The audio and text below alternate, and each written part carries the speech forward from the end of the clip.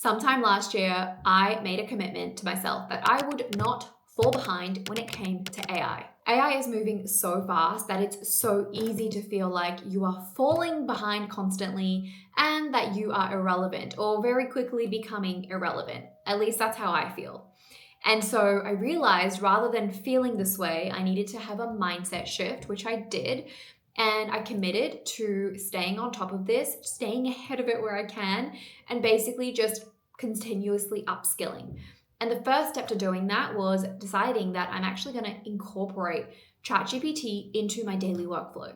And I don't just mean my workflow for work, but actually my daily life workflow. And I made ChatGPT super accessible for myself. So putting the icon on my home screen on my phone and also putting it on my little bar on my MacBook, and basically having it readily available made it so much easier for me to just gravitate towards it instead of perhaps in the past going to Google and Googling something.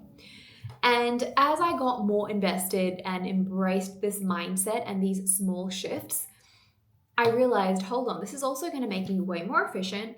It's going to make me so much more productive. It's going to possibly make me smarter, and it's going to make me more money. And from there, it's been an absolute game changer for me. And so in this video, I'm going to be sharing with you the 10 genius ways, if I say so myself, that I use ChatGPT, and some of which you may never have thought of or heard of. So without further ado, let's get into those 10 things. Number 1 is voice notes for daily brain dumps and ramblings. Now, usually I would use my notes app, and every time I had a thought or something come to mind, I would write it in my phone's note app. And don't get me wrong, I love that app and it is definitely not being completely replaced. But now, especially when I'm on the go, I will just pull out ChatGPT and I will just voice it. I love the voice function. I will just voice it whatever is on my mind. Sometimes these are things that I need to do. Sometimes it's something that I've remembered and I need to think about. Sometimes it's just feelings and thoughts. It's my mood, just anything and everything. It's kind of like a diary, I guess, a digital voice diary. I will just tell it. But here's the cherry on top. At the end of the day, I will get ChatGPT to give me a summary, insights, a consolidated list of all the to-dos from that day. And now the cherry on top of the cherry is with scheduled tasks that you can now schedule in the paid versions of ChatGPT, means that I don't even have to give it this prompt.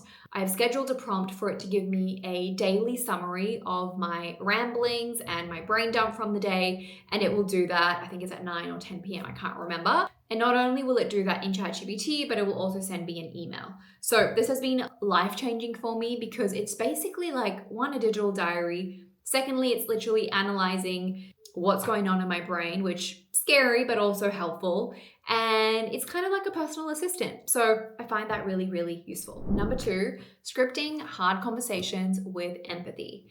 Now, I feel like I'm a pretty empathetic person in general, but I've had some pretty hard conversations or difficult conversations in the last few weeks that I really ended up needing ChatGPT's assistance on. So basically, I would give it the scenario that I was in. I would start by giving it an idea of what I wanted to say in the difficult conversation I was about to have.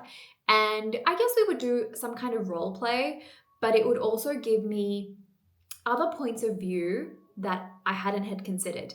And it would give me feedback on whether my message would come across or was coming across how I intended. So I found this to be really useful. Sometimes it was able to level up my empathy. Other times it was able to bring in some logic because I was being too emotional about it. And again, I think because it's a neutral, like it's a third person, I know it's not a person, but because it's like a third party view, it can give you a perspective that maybe your friends or your family or someone who knows you really well can't give you.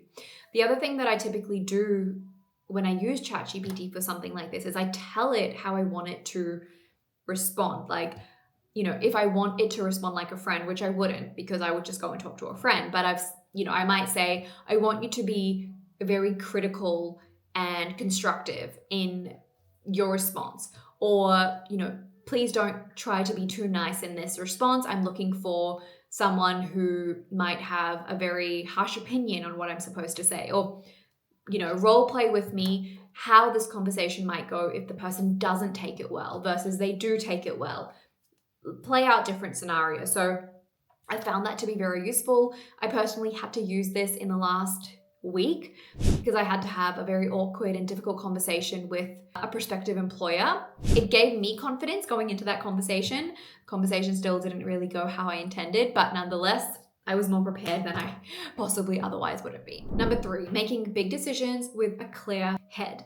Now, this is a classic case of using ChatGPT to weigh up pros, cons, trade-offs, considerations, comparing different options that you might have, basically eliminating your analysis paralysis or helping you get through your analysis paralysis.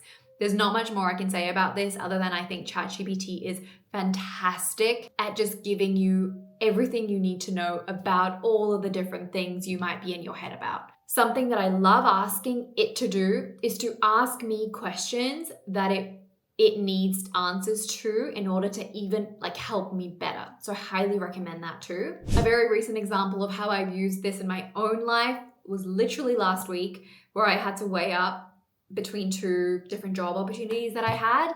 They were like apples and oranges. They were polar opposite of each other. And I was so consumed for a good week about which one to take. I could not decide. And I used ChatGPT to help me weigh in on that decision very, very heavily. 2 things in particular that I did when I was working with it on analyzing these options. 1, I asked it to ask me any clarifying questions at any point that it needed to in order for it to help me better.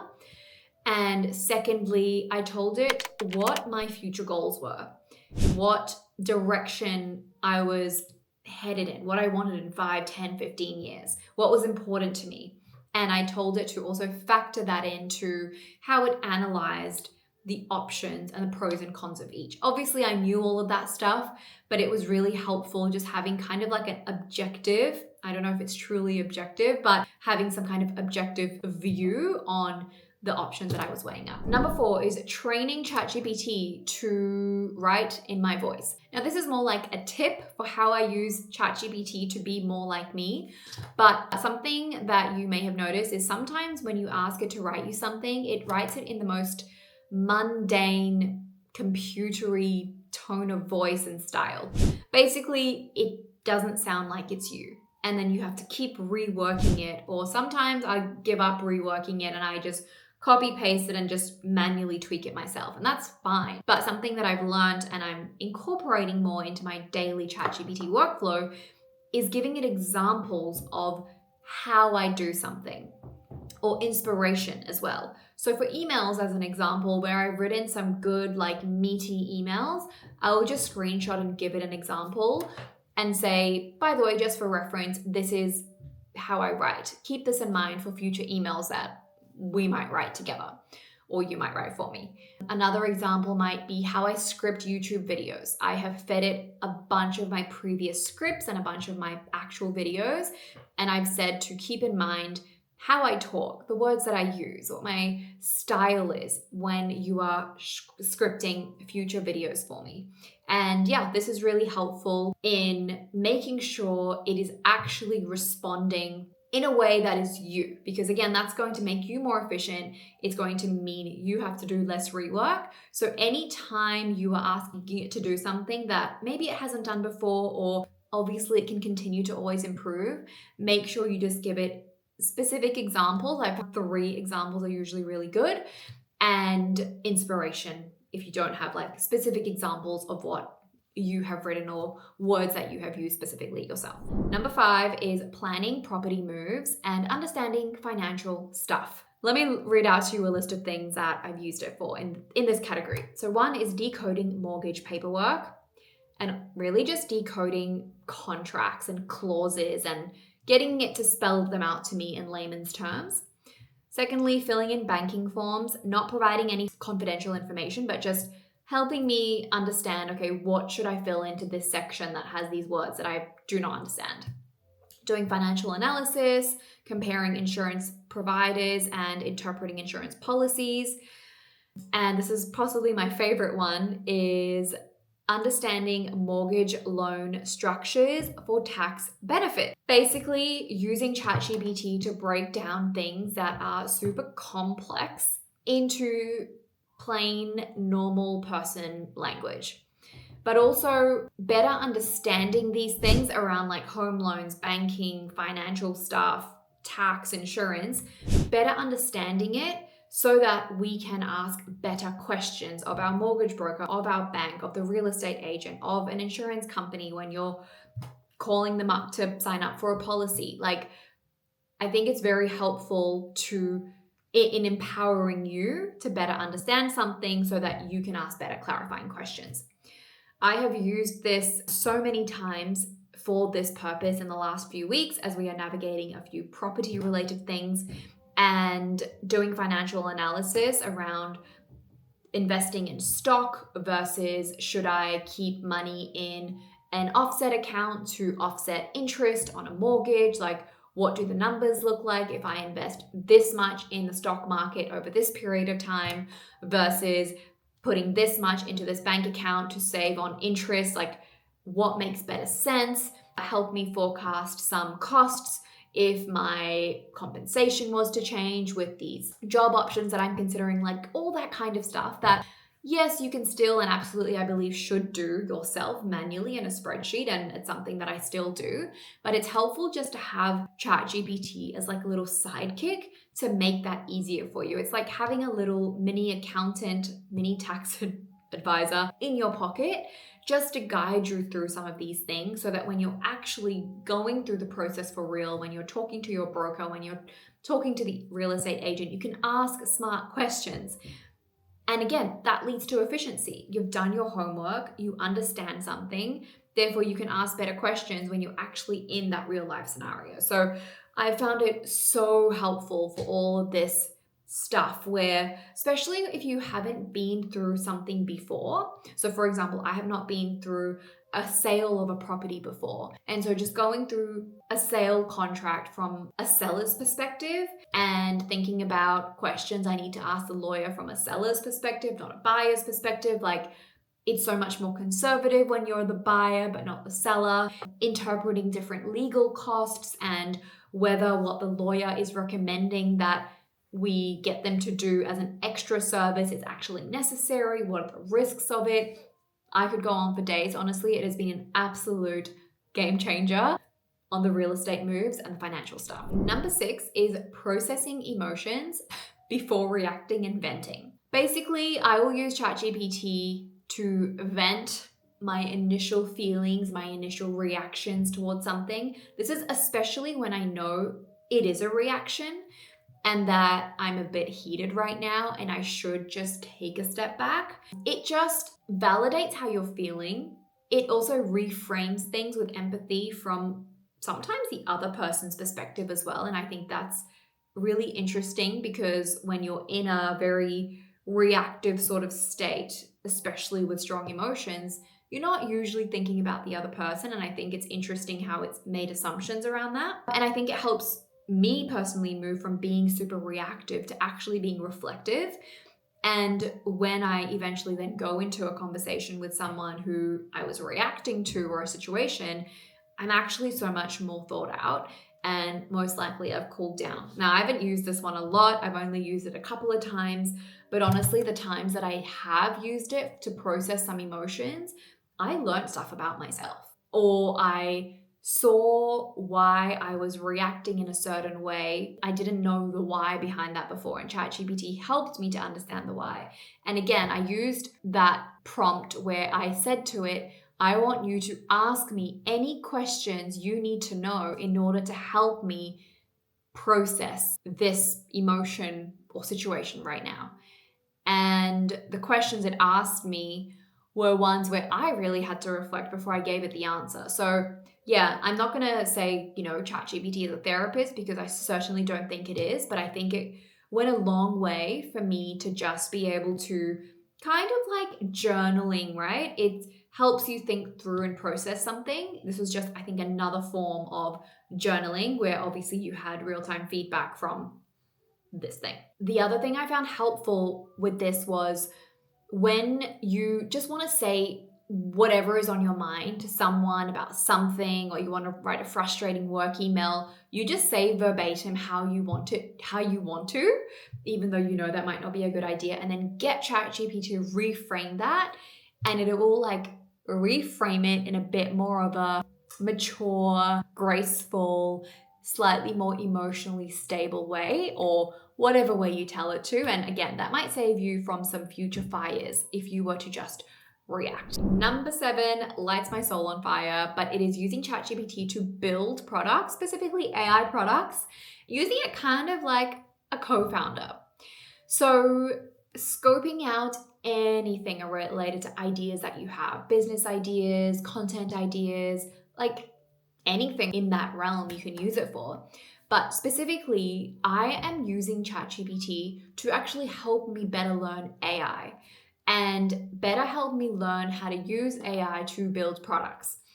One, it's really relevant for my career, being in product management, like the skills around AI that I can learn to make me better at product management, can make sure I stay ahead and stay relevant in my product career from that aspect, but also from an aspect of, okay, let me actually see if there's some side projects here or some side hustles that I can build, but also learn AI through doing those. Maybe they'll become something that I could monetize. Maybe I can build something that I can sell, but I'm also learning about AI. So it's like 2 birds, 1 stone. So specifically, I've been super interested recently in AI agents, and I got ChatGPT to create, well, one, help me better understand AI agents. Secondly, get me familiar with the really popular tools to build AI agents. But then thirdly, it helped me to find opportunities in the topics that I talk about on this channel and my newsletter. And it helped me come up with opportunities for how I could create some AI agents to help you all. And I'm so excited about that because I have been working on an AI agent to help you in your product career. And I have been doing this with ChatGPT as my little co-founder sidekick, step by step. It's given me a full day-by-day action plan for exactly what I need to do. And like literally, it's like a co-founder. And I think that is just absolutely amazing. So yeah, watch out, this coming soon. Watch this space for some really cool AI agents that I'm so confident are going to help you all in your product careers. Let me just add to that. It's not just about building the thing. It's also about how am I going to market it? How am I going to distribute it and get the word out? How am I going to extend these products later on? So it's not just about the building. Right now I'm focused on, okay, actually just help me build. So I kind of like be my technical co-founder. But beyond that, it's given me like a high level plan, which we will break down later, into how I'm actually going to make this like a full product that can be taken to market and people can buy it, and where should I host it? How much should I charge for it? All of those things. So just wanted to add that on because it's not just about like the building. Number 8, kind of related to an earlier point, but it has helped me to design career and life moves with intention. So as I mentioned to you about my job evaluation before, I told ChatGPT to consider the future of what I wanted. I've told it my goals, I've told it what I enjoy doing, what I want my life to be like in 5, 10, 15 years.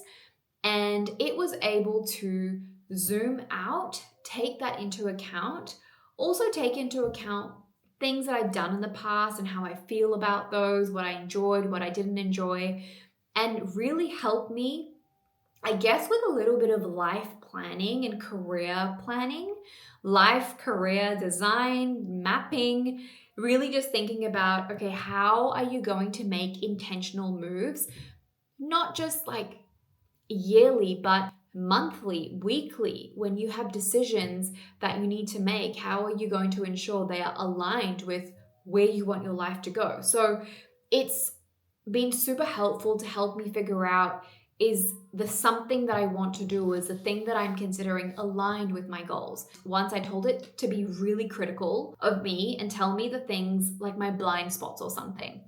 And it was so spot on, it was scary. Basically, it told me that I've got way too many ideas, which is 100% true. I'm not focusing on a short list of them. And it had some really interesting reasons as to why I wasn't focusing on a few of them. Maybe it was like fear of success or being a perfectionist and not wanting to just commit because I'll just want to keep like refining and getting something perfect. It was super interesting. So it also knows that about me. And it reminds me that when I say like, oh, here's this new thing that I want to do. It's like, hold on. Firstly, you've already thought of a million other things you want to do. Is this going to align with the goals that you've told me about your life? Oh, I don't think it is. So again, it's like a sounding board for things that you are considering and you're just not sure. I think it really helps to take into account the bigger picture, your priorities, your timelines, your lifestyle, and just making sure you're making decisions that are aligned. Number 9 is turning overwhelm into an action plan. Now, there are a lot of things that I'm constantly trying to do, and something that I struggle with is what next? Where do I start? How much should I do today versus tomorrow? So basically, with projects that I'm tackling in life, whether they're like side projects, whether they're YouTube related, content related, or if it's just like other life stuff, I'm now using ChatGPT to come up with a breakdown and a very clear step-by-step action plan.